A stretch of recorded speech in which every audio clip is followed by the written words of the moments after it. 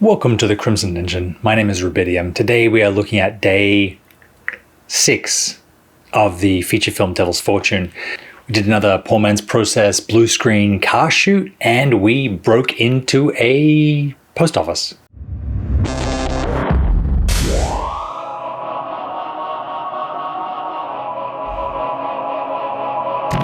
So our main shoot for day 6 was the post office, but we could only get into the post office once it had closed for business for the day. It was a Saturday, which was around 3-4 o'clock, depending on how busy they were. So we decided to have like a late 10 o'clock, 11 o'clock call time and shoot another one of our car scenes. Wouldn't you know, it was pouring down rain again. So we had to use my neighbor's garage. Thank you very much, Joe. And we had to light both the interior of the car and a 180-degree blue screen in the pouring rain March in Los Angeles, which is very unusual. I guess in LA, you either got to deal with potential have it rain if you shoot in the winter months, the 5 times that it rains, or you got to deal with the heat in the summer. We shot earlier, so we were hoping we were going to get, decent temperatures, which we did. Unfortunately, we got a ton of rain as well. Luckily, it was all in the morning. We were able to shoot undercover. We tried a couple different ways.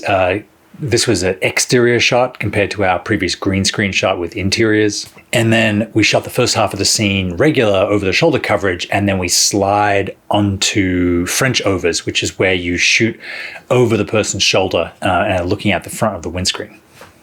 This was a lot of fun. The scene worked really well. We used the Kinoflows again. We used the digital Sputnik Voyager tubes, and we used the cream source SpaceX as our main key light to pump light underneath this big dark awning.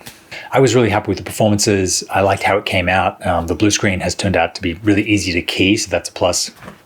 And in the future, we'll have to shoot some exterior car stuff, do some VFX and CGI to add in cars doing dangerous things, because we certainly weren't going to do that with the cars that we had. So we wrapped our car thing around 1 o'clock. We all went and had lunch at restaurants, because this was before COVID. And then we went across the road to the postal store. The people that own it were nice enough to let us shoot in the interior. Basically, the scene is our hero and his friend go to the postal store, but it's closed. So they choose, rather than wait till Monday when they might be dead, they smash the window, go in, and they search it while the alarms are ringing and the police are getting closer. We shot the interior first because that's the one we needed access with the owners from. We put a couple of 2x1 lights. I think it was a Lupa Super panel and a Luxley Tyco that we lit the interior with. We chose this cool kind of green and red. And yes, I was hiding under the main bench playing with the dimmer on the red, because there is a police mode on that light that's red and blue, but there isn't just a perfect red glow. So I was able to make that happen just by riding the dimmer as we were watching, and I was watching on the Teradek. We had the SpaceX again to be able to shoot light through these little holes and use this interesting packing area behind the post boxes. And the art department put together a cool pile of boxes that he can kick as he goes out the door and grab the one that then moves the plot forward. It's another piece of the puzzle. So after the postal store people had locked up, we still, we wedged open the door for the exterior.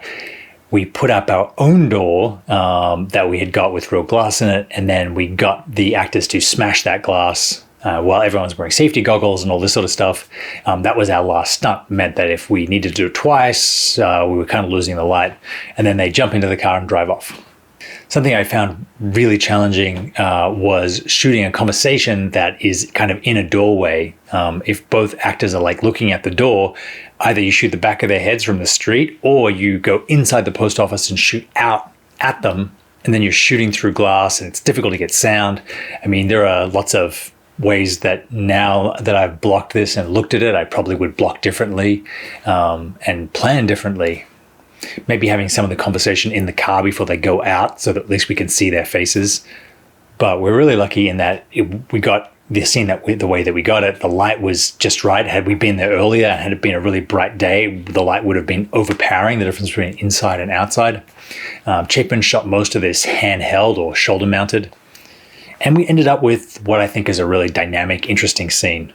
It just goes to show that when you shoot on locations, not a set that you've built yourself, when you shoot on locations, you get all kinds of weird curveballs thrown at you. And if you're a good director with a good team around you, you're able to take those challenges and come up with something better than you'd originally planned. That was day 6 of Devil's Fortune. We have one more day before we went on hiatus, which was our big set day where we had 3 different environments on a single day. So next time we'll talk about that. Thank you very much for watching. Thank you again to our sponsors. I will see you next time.